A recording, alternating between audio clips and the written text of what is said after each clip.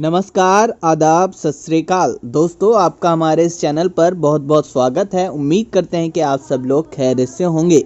दोस्तों, आज हम बात करने वाले हैं इस वीडियो में कि हमारे देश में चल रहे कृषि कानून को लेकर विवाद के ऊपर। क्या कृषि कानून के बारे में अडानी और अंबानी जैसे बड़े बिजनेसमैन को पहले ही पता था? क्या दोनों बिजनेसमैन ने पहले ही इस बड़े कानून के खिलाफ तैयारी कर ली थी? क्या उन सबको इसके बारे में पहले ही पता था कि उसको कैसे यूज करना है? मोदी, अंबानी और अडानी इस सब के बारे में पहले ही जानते थे? क्या बिल के पेश होने से पहले ही देश भर में अडानी ने लाखों टन भंडारण की क्षमता वाले बड़े बड़े गोदाम बना लिए थे? आज मैं आपको इन सब चीज़ के बारे में इस वीडियो में बताऊंगा। जी हाँ, लेकिन इसके लिए आपको हमारी इस वीडियो को पूरा देखना होगा। हमारी आपसे छोटी सी रिक्वेस्ट है कि आप इस वीडियो को लाइक कर दें और हमारे इस चैनल को सब्सक्राइब भी कर दें। जितेंद्र नारायण जी अपनी फेसबुक वॉल पर लिखते हुए कहते हैं कि नए कृषि कानून के विषय में अब तक जितना पढ़ा सुना है उसे अपनी समझ से आपके साथ शेयर कर रहा हूँ। अगस्त 2020 में साहब के आका नंबर 1 मुकेश अंबानी किशोर बियानी की कंपनी फ्यूचर ग्रुप की मुनाफे में चल रही सक्सेसफुल रिटेल चेन का अधिग्रहण 24,713 करोड़ रुपए में कर लिया। बिल पेश होने से पहले ही देश भर में अडानी के लाखों टन भंडारण की क्षमता वाले बड़े बड़े गोदाम बन गए, एग्रो कंपनी बन गई। क्रोनोलॉजी को समझिए। अब सवाल उठना स्वाभाविक है कि क्या तीनों कृषि कानून का ड्राफ्ट पहले किसी कॉरपोरेट घराने में दफ्तर में हुआ था? अब दोनों अंबानी और अडानी को बिल के बारे में कोई सपना नहीं आया था, बल्कि उनके फायदे के लिए बिल लाया गया। इन दोनों को पहले से ही सब पता था। जिस तरह नोटबंदी के बारे में मालूम था, दोनों ही सरकार से पूरी सेटिंग है, ये साफ दिख रहा है। इसलिए बिल पास ना लेना सरकार की मजबूरी है। मतलब जो बिल है उसको वापस ना लेना सरकार की मजबूरी बन चुकी है। सरकार ने मित्र उद्योगपति लोग कृषि के क्षेत्र में अग्रिम निवेश कर बैठे हैं। किसी ने गोदाम बना लिए हैं तो किसी ने रिटेल चैन ही खरीद ली है, तो कोई अनाज भंडारण के लिए 100 एकड़ जमीन पानीपत में खरीद रहा है। मतलब समझिए, अध्यादेश आया जून में, कानून बना अक्टूबर में और कॉरपोरेट के गोदाम 1 साल पहले ही बनकर तैयार हो रहे हैं।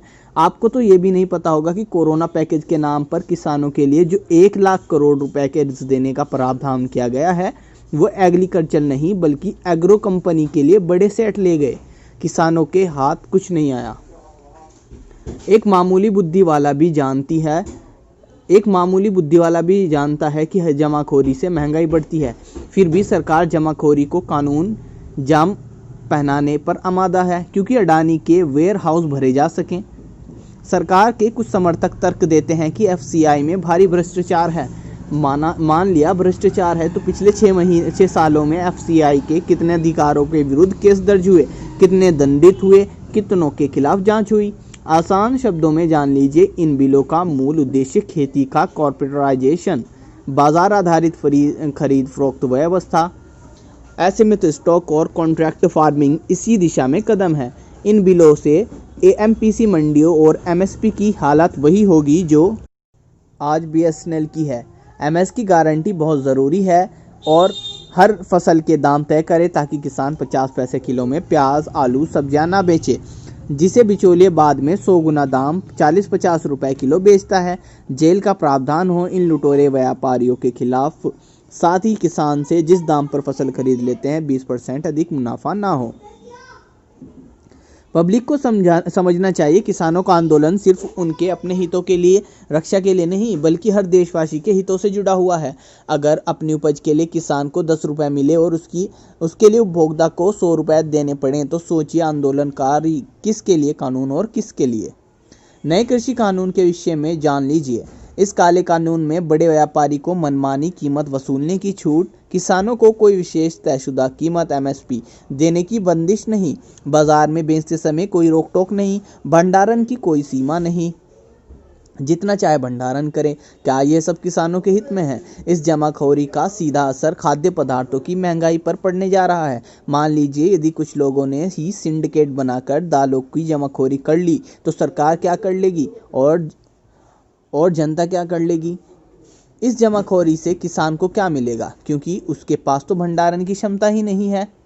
प्रधानमंत्री और उनके सभी मंत्री ये भी कह रहे हैं कि किसानों को अपनी फसल देश में कहीं भी बेचने की छूट है। क्यों पहले नहीं थी? कश्मीर का सेब दिल्ली में, नागपुर से संतरे लखनऊ में या महिलाबाद से के आम मुंबई में नहीं बिकते थे? बताएं। सरकार अपने अड़ियल के रुख पर कायम है, कानून की वापस नहीं लिया जाएगा। एमएसपी के नीचे फसल बिकना गैर कानूनी होगा। इस बिल में ये लाइन बढ़ा देने से उसके बड़ी दिक्कत हो रही है।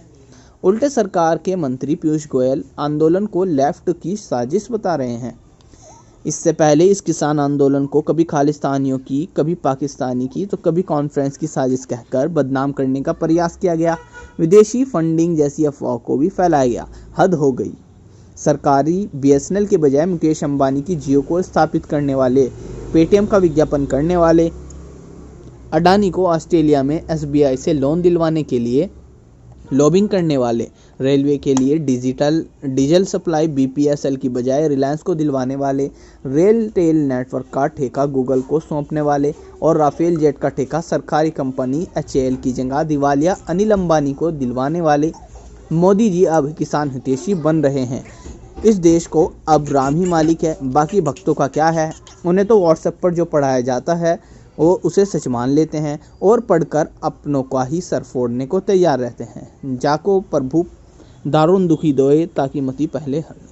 तो दोस्तों, मैंने आपको इस तरह से ये पढ़कर बता दिया है पूरा कि कैसे हैं हमारे जो बड़े बड़े बिजनेसमैन हैं वो इस कानून को लेकर के कितने सख्त है, क्योंकि उन्होंने पहले ही इतना सब कुछ खरीद कर डाल दिया है कि सरकार जो है वो अब कानून वापस लेने को बिल्कुल भी तैयार नहीं है। और सरकार कानून वापस लेने को इसलिए नहीं तैयार क्योंकि जो मोदी है, अडानी अंबानी है, उसने पहले ही कॉन्टैक्ट कर लिया है। इस बिल को जो है वो राज्यसभा लोकसभा में पेश करने से पहले ही बना दिया गया था।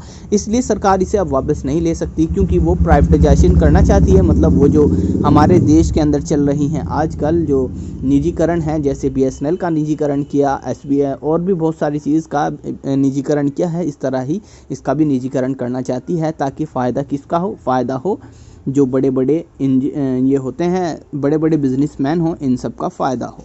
तो दोस्तों, आपको ये हमारी वीडियो कैसी लगी? अगर ये वीडियो अच्छी लगी तो आप इसे लाइक कर सकते हैं, कमेंट करें और इसे ज़्यादा से ज़्यादा अपने दोस्तों के साथ शेयर करें ताकि औरों को भी पता चले कि हमारे देश की सरकार जो है वो क्या कर रही है। आपसे रिक्वेस्ट है कि आप हमारे साथ ऐसे प्यार बना करके रखें और हमारे इस चैनल को सब्सक्राइब ज़रूर करें।